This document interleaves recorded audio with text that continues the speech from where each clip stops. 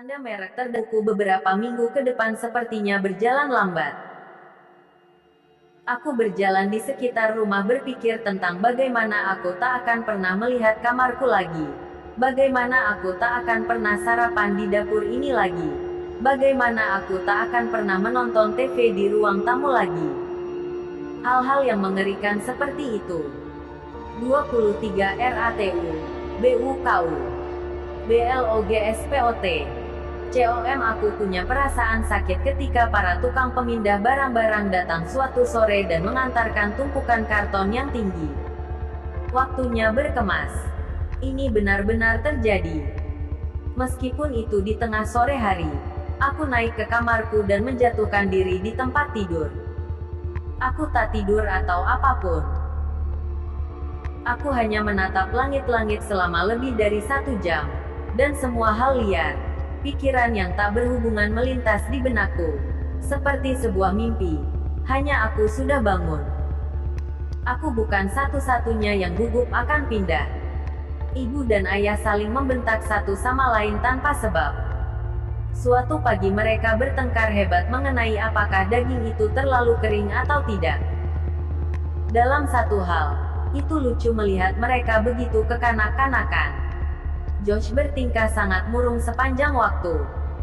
Dia hampir tak berbicara sepatah kata pun kepada siapapun. Dan Petei merajuk juga. Anjing bodoh itu bahkan tak mengambil dan datang kepadaku saat aku punya sisa makanan dari meja untuknya. Kukira bagian tersulit tentang pindah adalah berkata selamat tinggal kepada teman-temanku. Carol dan Amy sedang pergi di kamp. Jadi aku harus menulis kepada mereka. Tapi Kathy di rumah. Dan dia adalah temanku yang paling lama, paling baik, dan paling sulit untuk mengatakan selamat tinggal. Kupikir beberapa orang terkejut bahwa Kathy dan aku tetap menjadi teman baik. Untuk satu hal, kami kelihatan begitu berbeda. Aku tinggi, kurus dan gelap, dan dia berkulit kuning langsat, dengan rambut pirang panjang, dan sedikit gemuk. Tapi kami telah berteman sejak TK, dan sahabat terbaik sejak kelas 4. Ketika dia datang malam sebelum pindah, kami berdua sangat kikuk. Kathy, kau tak boleh gugup, kataku. Kau bukan orang pertama yang pindah menjauh selamanya. 24 RATU, BUKU, BLOGSPOT. COM, ini tak seperti pindahmu ke Cina atau lainnya. Jawabnya, mengunyah keras permen karetnya. Dark Falls hanya 4 jam jauhnya, Amanda. Kita akan banyak bertemu. Ya, kurasa, kataku. Tapi aku tak percaya. 4 jam perjalanan seburuk seperti di Cina, sejauh kerisauanku. Kukira kita masih bisa berbicara di telepon, kataku murung. Dia meniup gelembung hijau kecil, kemudian diisap lagi ke dalam mulutnya. Ya, tentu, katanya, pura-pura antusias. Kau beruntung. Kau tahu. Pindah keluar dari lingkungan kumuh ke rumah besar. Ini bukan lingkungan kumuh. Aku bersikeras. Aku tak tahu mengapa aku membela lingkungan ini. Aku tak pernah melakukan ini sebelumnya. Salah satu hiburan favorit kami adalah memikirkan tempat kami akan tumbuh dewasa. Sekolah tak akan sama tanpa dirimu. Dia menghela napas, melingkarkan kakinya di bawah kursi. Siapa yang akan memberiku jawaban matematika? Aku tertawa. Aku selalu memberimu jawaban yang salah. Tapi itu adalah pemikiran yang berarti, kata Kathy. Dan kemudian dia mengerang. Pelajar SMP. Apakah pelajar SMP itu bagian dari SMA atau bagian dari SD? Aku membuat wajah jijik. Semuanya dalam satu kesatuan. Ini adalah kota kecil. Ingat, tak ada SMA yang terpisah. Setidaknya, aku tak melihat satupun. Nyebelin, katanya. Nyebelin memang benar. 25 RATU, BUKU, BLOGSPOT. COM kami mengobrol selama berjam-jam. Sampai Ibu Kati menelepon dan mengatakan sudah waktunya dia pulang. Lalu kami berpelukan. Aku telah memutuskan bahwa aku tak akan menangis.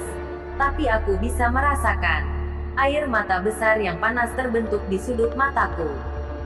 Dan kemudian mengalir di pipiku. Aku sangat menyedihkan. Ratapku. Aku telah merencanakan untuk benar-benar terkontrol dan matang. Tapi Kati adalah teman terbaikku. Setelah semuanya. Dan apa yang bisa kulakukan. Kami membuat janji bahwa kami akan selalu bersama-sama pada hari ulang tahun kami. Tak peduli apapun. Kami akan memaksa orang tua kami untuk memastikan kami tak melewatkan hari ulang tahun masing-masing. Dan kemudian kami berpelukan lagi. Dan Kati berkata, "Jangan khawatir, kita akan banyak bertemu." Sungguh. Dan matanya berlinang air mata juga. Dia berbalik dan berlari keluar pintu. Pintu kaca terbanting keras di belakangnya. Aku berdiri di sana menatap ke dalam kegelapan sampai Petei datang berlari terburu-buru ke dalam. Kuku kakinya berbunyi di linoleum. Dan mulai menjilati tanganku. Tanda merek terdaftar Ratu Buku keesokan paginya. Hari pindah. Hari Sabtu hujan. Bukan hujan deras. Tak ada guntur atau petir. Tapi hanya hujan dan angin yang cukup membuat perjalanan panjang menjadi lambat dan tak menyenangkan. 26 RATU, BUKU, BLOGSPOT, COM. Langit tampak jadi lebih gelap saat kami mendekati lingkungan baru. Pohon-pohon yang padat membungkuk rendah di atas jalan. Pelan-pelan, Jack, kata ibu nyaring. Jalan ini benar-benar licin. Tapi ayah terburu-buru untuk sampai ke rumah sebelum van pengangkut barang-barang yang dibawa pindah itu. Mereka akan menempatkan barang-barang di mana saja jika kita tak di sana untuk mengawasi, jelasnya. Josh, di sampingku di bangku belakang, merasa benar-benar sakit, seperti biasanya. Dia terus mengeluh bahwa ia haus. Ketika itu tak berhasil, ia mulai merengek bahwa ia kelaparan. Tapi kami semua telah sarapan besar, sehingga itu pun tak mendapatkan reaksi apapun. Dia hanya ingin perhatian, tentu saja. Aku terus mencoba untuk menghiburnya dengan mengatakan kepadanya betapa besar di dalam rumah itu dan seberapa besar kamarnya. Dia belum melihatnya, tapi dia tak ingin dihibur. Dia mulai bergulat dengan Petei, membuat anjing malang itu bekerja, sampai ayah harus berteriak padanya untuk berhenti. Mari kita semua berusaha keras untuk tak membuat gelisah satu dengan yang lain, usul ibu. Ayah tertawa. Ide bagus, sayang. Jangan mengejekku, bentak ibu.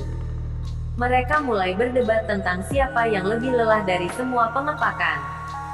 Petei berdiri di atas kaki belakangnya dan mulai menggonggong di jendela belakang. Tak bisakah kau membuatnya diam? Ibu menjerit. 27 RATU, BUKU, BLOGSPOT, COM. Aku menarik Petei, tapi ia berjuang kembali dan mulai menggonggong lagi.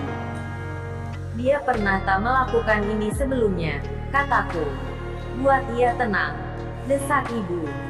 Aku menarik turun kaki belakang Petei, dan Josh mulai melolong. Ibu berbalik dan memberinya pandangan jelek. Josh tak berhenti melolong, meskipun dia tahu itu salah. Dia pikir dia pengacau. Akhirnya, ayah menghentikan mobil di jalan masuk rumah baru. Suara ban berdecit di atas kerikil basah. Hujan memukul-mukul atap. Rumah yang indah, kata Mama. Aku tak tahu apakah dia sedang menyindir atau tidak. Kupikir dia benar-benar senang perjalanan panjang dengan mobil berakhir. Setidaknya kita mengalahkan van pengangkut barang-barang pindah, kata ayah, sambil melirik jam tangannya. Lalu ekspresinya berubah. Semoga mereka tak tersesat. Ini gelap seperti malam hari di luar sana, keluh Josh. Petei melompat-lompat di pangkuanku, putus asa untuk keluar dari mobil. Dia biasanya wisatawan yang baik. Tapi begitu mobil berhenti, ia ingin segera keluar. Aku membuka pintu mobilku dan dia melompat ke jalan masuk dengan satu lompatan dan mulai berjalan liar zigzag liar di halaman depan. Setidaknya seseorang senang berada di sini, kata Josh pelan. Ayah berlari ke beranda dan meraba-raba dengan kunci asing, berusaha membuka pintu depan. Lalu ia memberi isyarat bagi kita untuk datang ke rumah. 28 RATU, BUKU, BLOGSPOT, COM. Ibu dan Josh berlari menyeberangi jalan, ingin sekali keluar dari hujan. Aku menutup pintu mobil belakangku dan mulai berlari mengejar mereka. Tapi sesuatu tertangkap mataku. Aku berhenti dan mendongak ke jendela kembar di atas teras. Aku menahan tanganku menutupi alis untuk melindungi mataku dan memicingkan mata menembus hujan. Ya, aku melihatnya. Suatu wajah pada jendela di sebelah kiri. Anak itu, anak laki-laki yang sama di atas sana, menatap ke arahku. 29 RATU, BUKU, BLOGSPOT, COM 4, bersihkan kakimu. Jangan buat jejak lumpur di lantai bersih bagus ini, teriak ibu. Suaranya bergema di dinding-dinding hampa di ruang tamu kosong. Aku melangkah ke koridor. Rumah itu berbau cat. Para pengecat baru saja selesai pada hari Kamis. Terasa panas di dalam rumah, jauh lebih panas daripada luar. Lampu dapur tak mau hidup, teriak ayah dari belakang. Apakah para pengecat mematikan listrik atau sesuatu? Bagaimana aku bisa tahu? Teriak ibu kembali. Suara mereka terdengar begitu keras di rumah besar kosong. Ibu, di lantai atas ada seseorang. Teriakku, membersihkan kakiku di atas keset baru dan bergegas ke ruang tamu.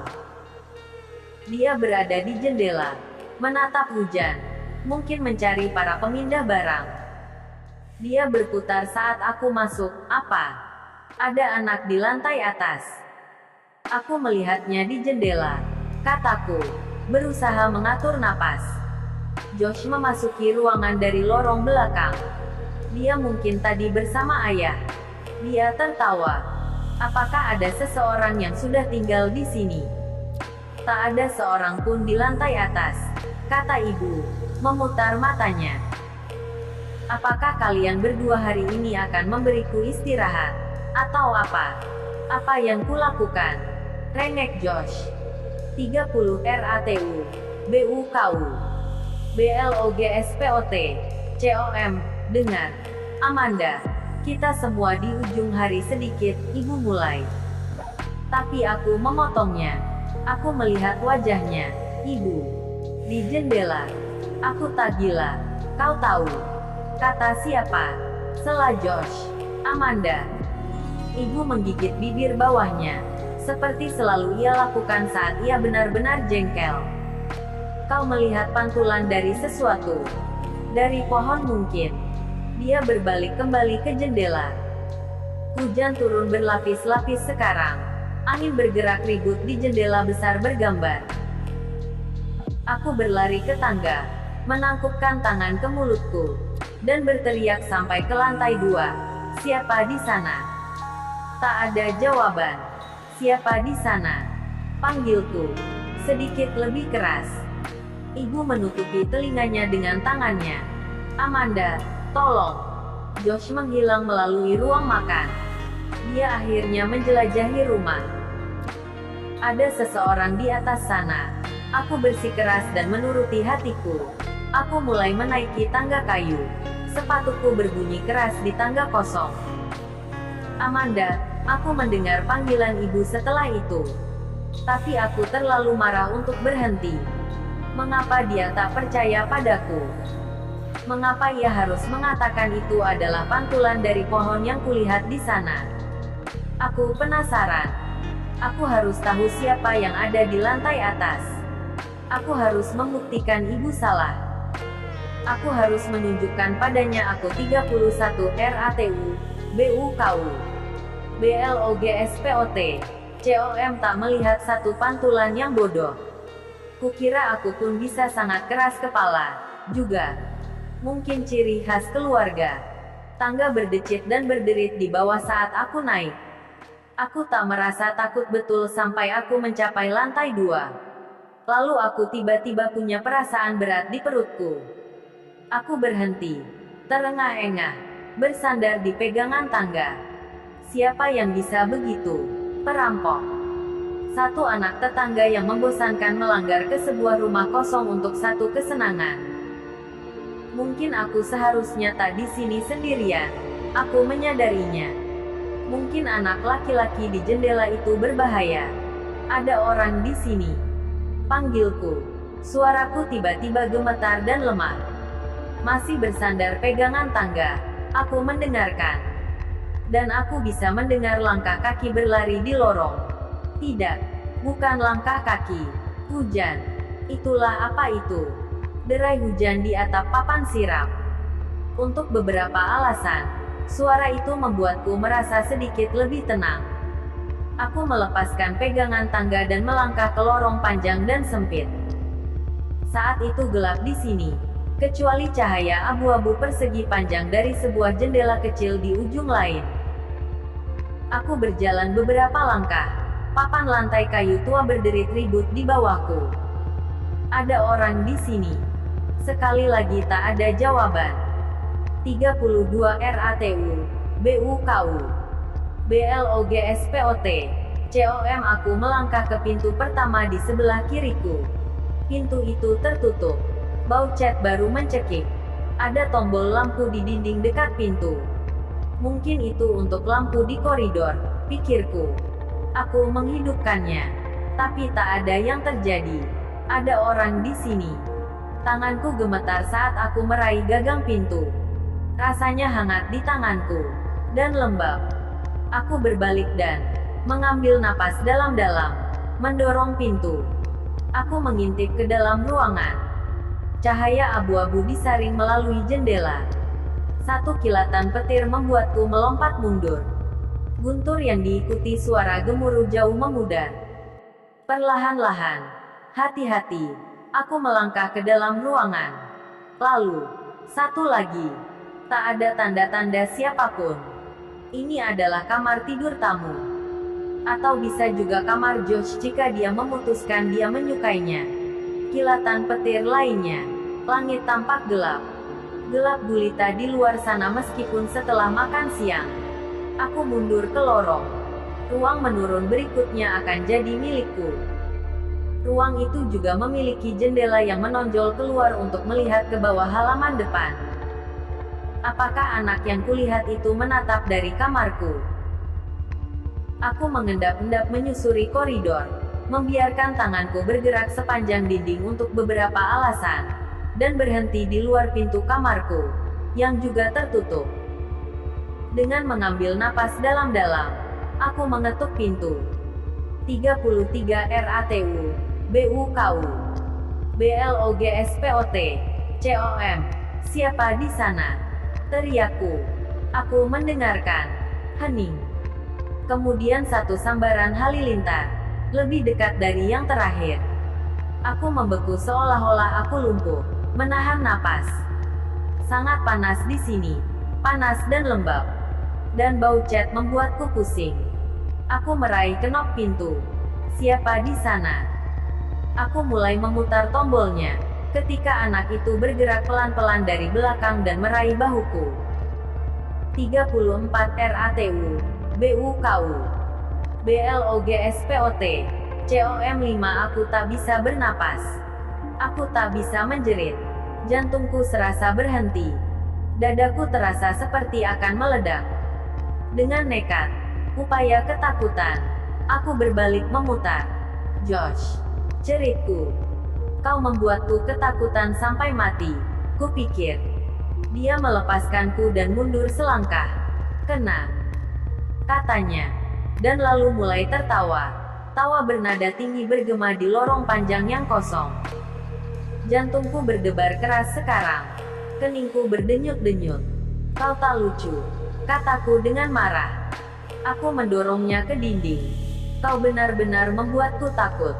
Dia tertawa dan berguling-guling di lantai. Dia benar-benar satu penyakit. Aku mencoba mendorongnya lagi tapi meleset. Dengan marah, aku berpaling darinya. Tepat waktu itu melihat pintu kamarku perlahan-lahan berayun terbuka. Aku terkesiap tak percaya. Dan membeku. Ternganga di pintu yang bergerak. Josh berhenti tertawa dan berdiri. Segera serius. Matanya yang gelap terbelalak ketakutan. Aku bisa mendengar seseorang bergerak di dalam ruangan. Aku bisa mendengar bisik-bisik. Tawa gembira. Siapa? Siapa di sana? Aku berhasil bicara terbata-bata dengan suara agak tinggi yang tak kukenali. 35 RATU, BUKU, BLOGSPOT, COM. Pintu itu berderit keras, membuka sedikit lagi, lalu mulai menutup. Siapa di sana?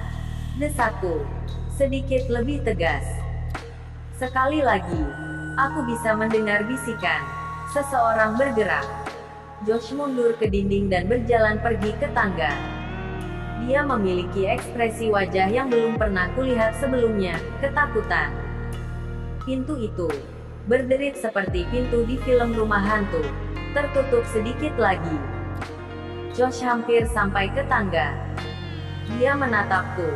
Tangannya menunjuk dengan keras padaku agar mengikutinya. Tapi sebaliknya, aku melangkah maju, meraih kenop pintu, dan membuka pintu dengan keras. Ini tak melawan. Aku melepaskan pegangan pintu dan berdiri menghalangi pintu. Siapa di sana? Ruangan itu kosong. Guntur berdentam. Aku butuh beberapa detik untuk menyadari apa yang membuat pintu bergerak.